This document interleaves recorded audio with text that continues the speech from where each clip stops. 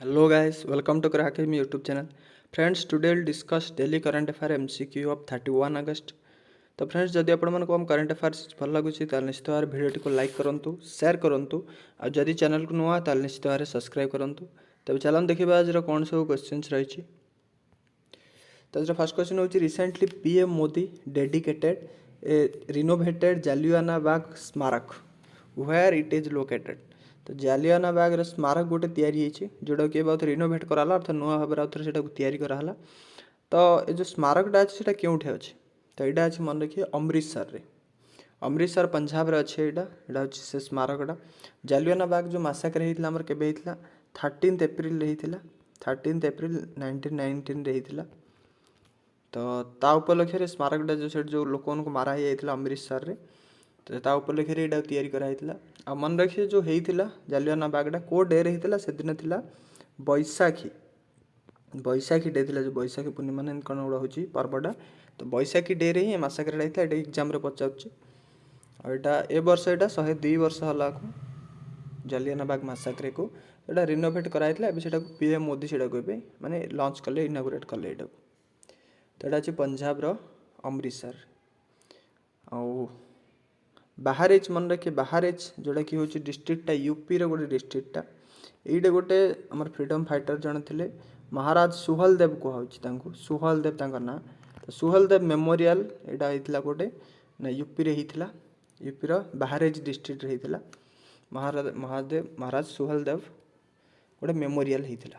यहाँ यूपी रे सीएम अच्छा योगी आदित्यनाथ से यहाँ किसी दिन तले यहाँ को इनागुरेट होता फाउंडेशन पकई सेमती कच्छर डिस्ट्रिक्ट आसाम आपको मिली golden sorry silver Skoch award मिली गोटे ये चलता अभियान गोटे पुष्टि निर्भर अभियान। पुष्टि निर्भर अर्थ से अंचल लोक मैंने माने कृषि करी निजे निजे माने बाहर आउ कौन जगह पर निर्भर कर खाद्यपाई तो निजे निजे ही सब प्रोड्यूस करी निजे ही व्यवहार करते। तो ये इनिशिएटिवटा कच्छर डिस्ट्रिक्ट आसाम को मिली सिल्वर स्कोच अवार्ड।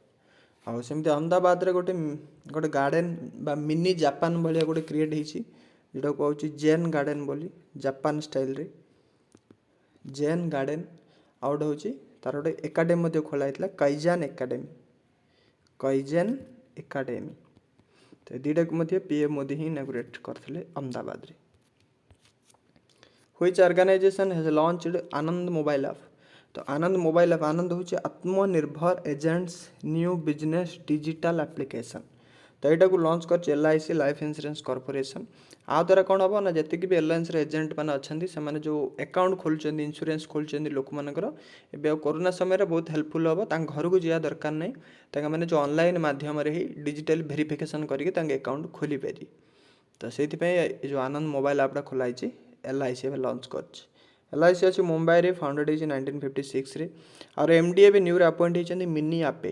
मिनी इपे आर न्यू MD होती मन रखिए MR कुमार होती चेयरमैन LIC रो।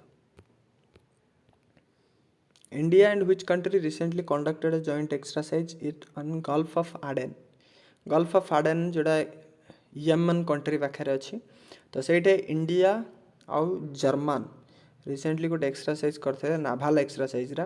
आउ इंडिया तरफ जोग देता INS त्रिकांत और जर्मन तरफ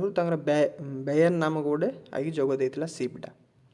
सेमती इंडिया इटाली भितर मेडिटेरियन सी रे गोटे होता जहाँ INS तबार जाके जो देता INS तबार INS तबार आका जो होता इंडिया आउ यूके रे इंडिया यूके भितर होता कोंकण जाना था एक्सरसाइज ना कोंकण एक्सरसाइज होता 2021 रे। तो ताहिरे INS तबार जाके जोग देता।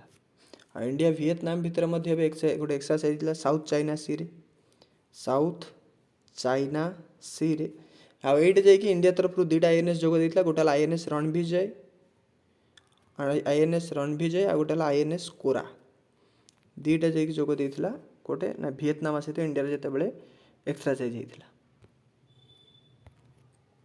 Who has commissioned indigenously built coast guard ship Vigraha. तो इंडियन कोस्ट गार्ड शिप कहूँ ICGS विग्रह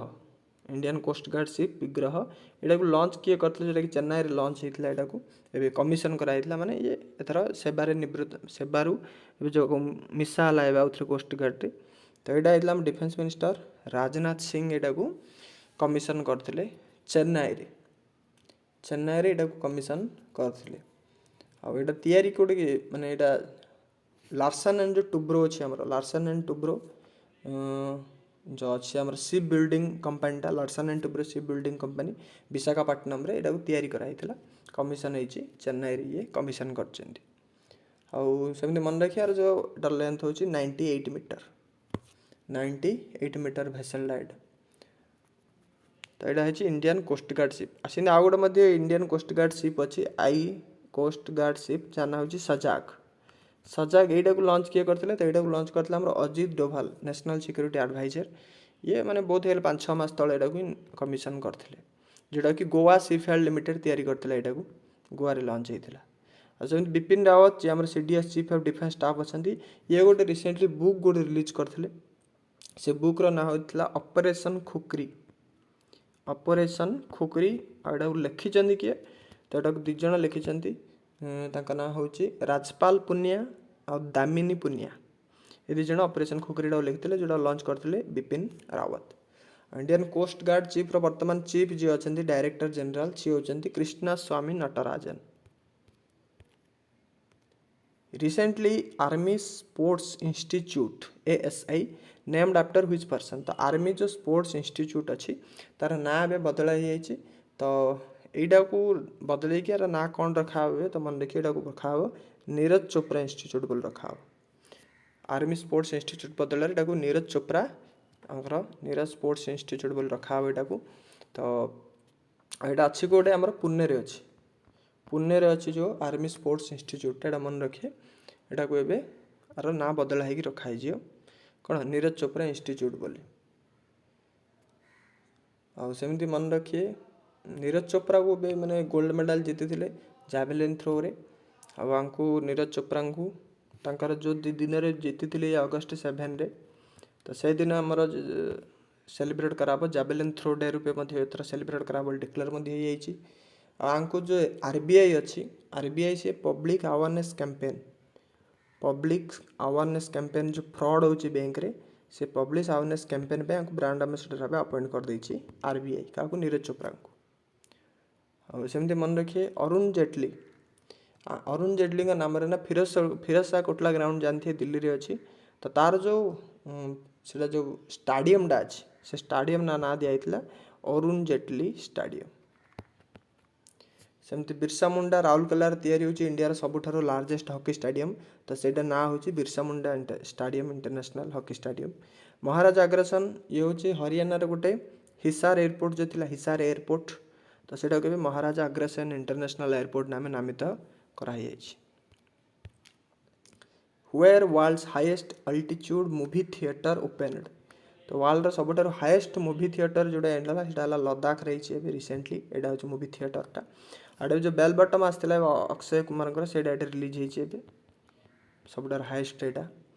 तो यहाँ हो कौटे इंडिया लद्दाख रे सबुठार हाईएस्ट थिएटरटा आउ लद्दाख लेह पाखे गोटे एरिया अच्छी पालदान एरिया ऑफ लेह ये मुख्यतः यहाँ ऑपरेशन थिएटरटा जोटा कि 11,562 फुट ऊपर अच्छी यहाँ आड़े -28 degree Celsius -20 degree 8 Celsius 28 degree Celsius operation थिएटरटा ये चलिए आमती मन रखिए लद्दाख रे होता लद्दाख रे आमर जो इंडियन एयरफोर्स अच्छी सी गोटे करथिला कौन ना वर्ल्ड सबुठारु highest mobile air traffic control बा ATC बोली जोटा कहूँ एयर ट्राफिक कंट्रोल तो मोबाइल गोटे भेन आकार रे करथिला ताइरे एयर जो ट्राफिक अच्छी सो विमान जीवा सेटा कंट्रोल करा जाय परियो जोटा कि वर्ल्ड हाईएस्ट एटा मध्ये लद्दाख रे हितला इंडियन एयरफोर्स करथिला एटा आ नैनीताल जो उत्तराखंड अच्छे एटा उत्तराखंड डिस्ट्रिक्टटा एटा मन रखिए ना गोटे कराइला शिवालिक आर्बोरेटम एटा हूँ गोटे गार्डेनटा नैनीताल डिस्ट्रिक्ट अच्छे एटा उत्तराखंड फास्ट गार्डेनटा फास्ट बटानिकल गार्डन उत्तराखंड गोटे विभिन्न टाइप प्लांट अच्छी तो शिवालिक ऑर्बिटरम अच्छी नैनीताल डिस्ट्रिक्ट रे हितला who who won the first medal for India at Tokyo Paralympic तो टोक्यो जो पाराओलंपिक 24 अगस्त रु चलला सेप्टेम्बर 5 जाए चलिए यहाँ ताहिर इंडिया पे फर्स्ट मेडल किए जीतला तो मन रखिए ना हूँ भाबिन पटेल ये जीति पूरा इंडिया फर्स्ट मेडल जीति देखिपे टेनिस अच्छी टेबल टेनिस तो आहिर ये जीति सिल्भर जीति ये सिल्भर जीति भाबिन पटेल आईटा हूँ पाराओलंपिक फर्स्ट मेडल तो यहाँ इंडिविजुअल 3टा मुझे क्वेश्चन कर देछि इजीली हेल्प मन रहे बोली आउ प्रिया मल्लिक जानते प्रिया मल्लिक ये आम वर्ल्ड कैडेट रेसलिंग चैंपियनशिप रे गोल्ड जीति जोटा हंगार होता बुदापेस्ट रे मीराबाई चानू तो जानते फास्ट जो इंडिया को सिल्भर देते टोक्यो ओलंपिक रे जोटा होता 49 किलो कैटेगोरी आ पीवी सिंधु ब्रोंज जीति लगातार 2टा ओलंपिक मेडल जीतिया पीवी सिंधु होती first person first women individual who has won silver in men's high jump at Tokyo Paralympic 2021 तो यहाँ मेन हाई जंप रे जो टोक्यो पाराओलंपिक रे सिल्भर जीतले इंडिया तरफ तो ना हूँ निषाद कुमार तो निषाद कुमार जीति जाइए हाई जंप रे और ये 2.60 मीटर पूरा हाई जंप कर देते निषाद कुमार आ गोल्ड जीति जाइए जो हाई जंप रे ये जीतिले रोडेरिक टाउनसेड यूएस ये गोल्ड जीति जाइए ये 2.15 मीटर जंप करते हाई जंप रे तो ये गोल्ड जीति निषाद कुमार इंडिया ये सेकंड होगी सिल्भर जीति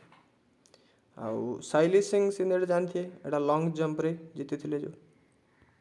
लॉन्ग जंप रे वर्ल्ड अंडर 20 जो एथलेटिक्स चैंपियनशिप होता केनिया नायरोबी रे आउ इंडिया तरफ सिल्भर जीति शैली सिंह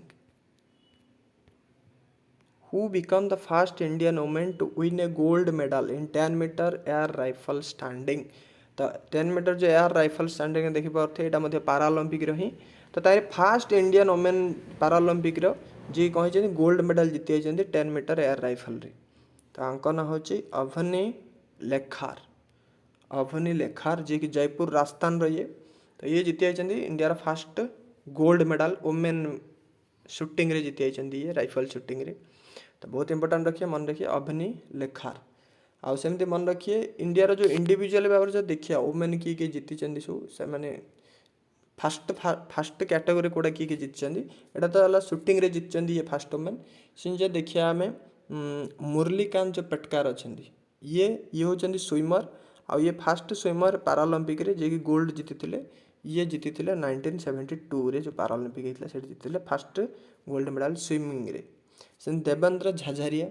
ये जाभेलिन थ्रो रे जीति यहाँ इंपोर्टेंट रहा जाभेलिन जेहेतु अच्छे ये पाराओलंपिक रे फर्स्ट जाभेलिन थ्रो रे गोल्ड जीति ये 2004 रे जीति आ 2016 ये गोल्ड जीति सेमती मारियाप्पान थांगाभालु ये तो बहुत इंपोर्टेंट 2016 जहाँ पूर्व थर होता ये गोल्ड जीति जाते हाई जंपर ये जड़े हाई जंप रे गोल्ड जीति पूर्व थर आर फ्लैग बेरर ये थे किंतु कोविड-19 किसी व्यक्ति के संस्पर्श आसिया कहीकि ना को बदला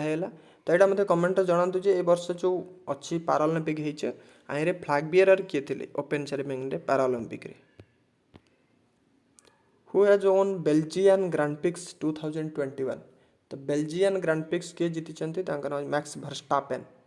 मैक्स भर्स्टापेन ये जीति बेल्जियन ग्रांड पिक्स आउ मैक्स भर्स्टापेन नेदरलैंड रेडबुल ड्राइवर ये आ सहित ये वर्ष मोनाको ग्रांड पिक्स जीति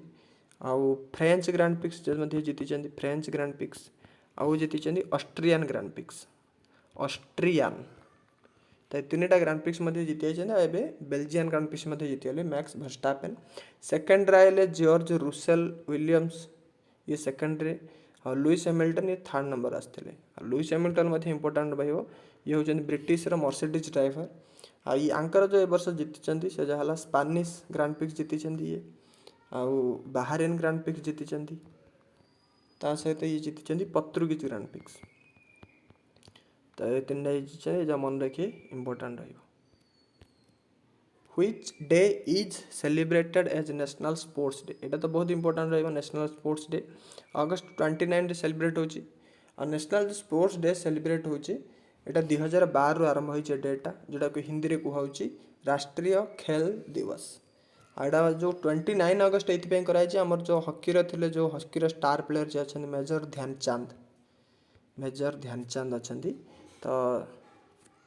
तांको ना रे तांको जो बर्थडे होता अगस्ट 29 1905 मसीह बर्थडे तो से बर्थडे को नेशनल स्पोर्ट्स डे रूप रखाई। मन रखिए मेजर ध्यानचंद जहाँ को विजार्ड ऑफ हॉकी कहला स्टार ऑफ हॉकी बा विजार्ड ऑफ हॉकी कहला। आंका सेलिब्रेट होउछ अगस्ट 29 रे आंका बर्थडे आगा नेशनल स्पोर्ट्स डे हिसाब रे।